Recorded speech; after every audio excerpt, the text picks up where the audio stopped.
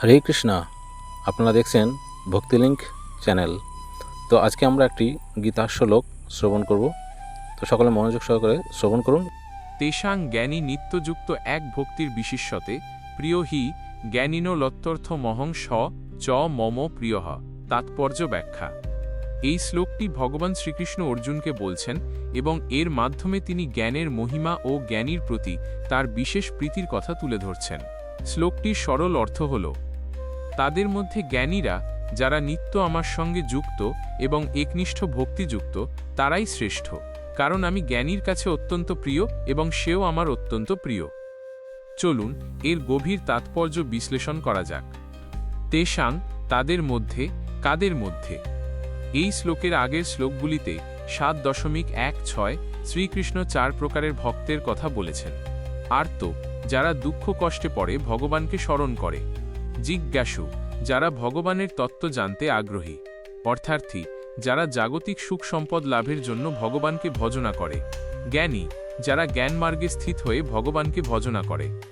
এই 4 প্রকার ভক্তের মধ্যে শ্রীকৃষ্ণ জ্ঞানী ভক্তকে শ্রেষ্ঠ বলে ঘোষণা করছেন। 2. জ্ঞানী নিত্যযুক্ত এক ভক্তির বিশেষ্যতে জ্ঞানী, যিনি নিত্য আমার সঙ্গে যুক্ত এবং একনিষ্ঠ ভক্তিযুক্ত, তিনিই শ্রেষ্ঠ। এখানে জ্ঞানী বলতে কেবল পুঁথিগত বিদ্যার্জনে সীমাবদ্ধ ব্যক্তিকে বোঝানো হয়নি। প্রকৃত জ্ঞানী তিনি, যিনি পরমাত্মা বা ব্রহ্ম সম্পর্কে যথার্থ জ্ঞান লাভ করেছেন এবং এই জ্ঞানের আলোকে অনুভব করেছেন যে পরমেশ্বর ভগবানই সমস্ত অস্তিত্বের মূল উৎস এবং তিনি একমাত্র উপাস্য। নিত্যযুক্ত এর অর্থ হল জ্ঞানী ব্যক্তি সর্বদা বা নিরন্তর ভগবানের সঙ্গে যুক্ত থাকেন। তার মন, বুদ্ধি, চিত্ত সবই ভগবানে লীন থাকে। তিনি জাগতিক কর্ম করলেও তার অন্তরে ভগবানের প্রতি সচেতনতা ও সংযোগ ছিন্ন হয় না। এটি কেবল ধ্যানের মাধ্যমে নয়, বরং জীবনের প্রতিটি কর্মে, প্রতিটি চিন্তায় ভগবানের উপস্থিতি অনুভব করার মাধ্যমে অর্জিত হয়। এক ভক্তি এর মানে হল একনিষ্ঠ ভক্তি। জ্ঞানী ভক্তের ভক্তি কেবল একজনের প্রতি নিবেদিত, তিনি হলেন পরমেশ্বর ভগবান। তার ভক্তি অন্য কোনো দেবদেবী বা জাগতিক বস্তুর প্রতি বিক্ষিপ্ত হয় না। তিনি জানেন যে সমস্ত দেবদেবী ভগবানেরই বিভিন্ন প্রকাশ, তাই সরাসরি ভগবানের উপাসনাই শ্রেষ্ঠ। এই একনিষ্ঠতা আসে সঠিক জ্ঞান থেকে, যখন ব্যক্তি বুঝতে পারে যে ভগবানই পরম সত্য, বিশিষ্যতে অর্থাৎ তিনি বিশেষভাবে শ্রেষ্ঠ।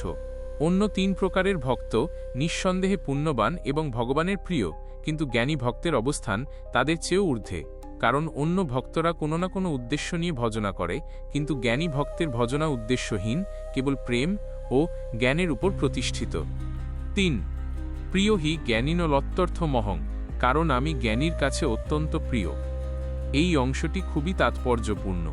জ্ঞানী ব্যক্তি পরম সত্যকে উপলব্ধি করার ফলে বুঝতে পারে যে ভগবানই তার পরমাত্মা, তার মূল উৎস এবং তার একমাত্র আশ্রয়। এই উপলব্ধির কারণে ভগবানের প্রতি তার স্বাভাবিক আকর্ষণ ও প্রেম জন্মে। সে অনুভব করে যে ভগবানের সঙ্গেই তার নিত্য সম্পর্ক এবং এই সম্পর্কই তার জীবনের পরম লক্ষ্য, তাই ভগবান তার কাছে অত্যন্ত প্রিয় হন। এই প্রেম জাগতিক কোনো লাভ বা ভয়ের উপর নির্ভরশীল নয়, বরং এটি বিশুদ্ধ আধ্যাত্মিক প্রেম। 4. স চ মম প্রিয়ঃ, এবং সেও আমার অত্যন্ত প্রিয়। এ শ্লোকের সবচেয়ে গুরুত্বপূর্ণ অংশ। ভগবান নিজেই ঘোষণা করছেন যে জ্ঞানী ভক্ত তাঁর অত্যন্ত প্রিয়। কেন? কারণ জ্ঞানী ভক্তের ভক্তি বিশুদ্ধ, নিঃস্বার্থ এবং জ্ঞানভিত্তিক। তিনি ভগবানকে তার প্রকৃত স্বরূপেই উপলব্ধি করেন এবং তাই তার প্রতি সম্পূর্ণরূপে আত্মসমর্পণ করেন। ভগবান এমন নিষ্কলঙ্ক প্রেম ও জ্ঞানকে অত্যন্ত মূল্য দেন। অন্যান্য ভক্তরা কিছু পাওয়ার আশায় বা দুঃখ থেকে মুক্তির জন্য ভগবানের শরণাপন্ন হয়, কিন্তু জ্ঞানী ভক্তের একমাত্র কামনা হল ভগবানকে জানা ও তাঁর সঙ্গে যুক্ত থাকা। এই নিঃস্বার্থতাই তাঁকে ভগবানের কাছে বিশেষ করে তোলে। ভগবানও এই ভক্তের প্রতি বিশেষ স্নেহ ও কৃপা বর্ষণ করেন। সার্বিক তাৎপর্য ও শিক্ষা। এই শ্লোকটি থেকে আমরা কয়েকটি গুরুত্বপূর্ণ শিক্ষা পাই। জ্ঞানের গুরুত্ব। ভক্তির সঙ্গে জ্ঞানের সংমিশ্রণ অত্যন্ত জরুরি। অন্ধ বিশ্বাস বা কেবল যান্ত্রিক উপাসনা নয়, বরং ভগবানের প্রকৃত স্বরূপ জেনে তার প্রতি ভক্তি নিবেদন করাই শ্রেষ্ঠ। নিঃস্বার্থ ভক্তি। এই শ্লোক নিঃস্বার্থ ভক্তির মহিমা তুলে ধরে। যখন ভক্তি কোনো জাগতিক উদ্দেশ্য দ্বারা প্রভাবিত হয় না, তখনই তা সর্বোচ্চ স্তরে পৌঁছায় এবং ভগবান সেই ভক্তের প্রতি বিশেষ আকর্ষণ অনুভব করেন। পারস্পরিক সম্পর্ক। ভগবান এবং জ্ঞানী ভক্তের সম্পর্ক একমুখী নয়, বরং দ্বিমুখী। ভক্ত যেমন ভগবানকে ভালোবাসেন, ভগবানও তেমনি ভক্তকে গভীরভাবে ভালোবাসেন। এটি একটি প্রেমময় বিনিময়। জীবনের উদ্দেশ্য। জীবনের পরম উদ্দেশ্য হল আত্মজ্ঞান ও ঈশ্বর জ্ঞান লাভ করে ভগবানের সঙ্গে নিত্য যুক্ত হওয়া। এই যোগী প্রকৃত শান্তি ও পরমানন্দ প্রদান করে।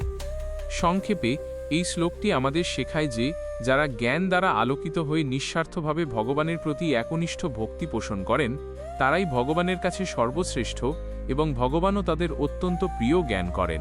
এটি ভক্তিযোগের একটি উচ্চতর স্তর, যেখানে জ্ঞান ও ভক্তি একাকার হয়ে যায়।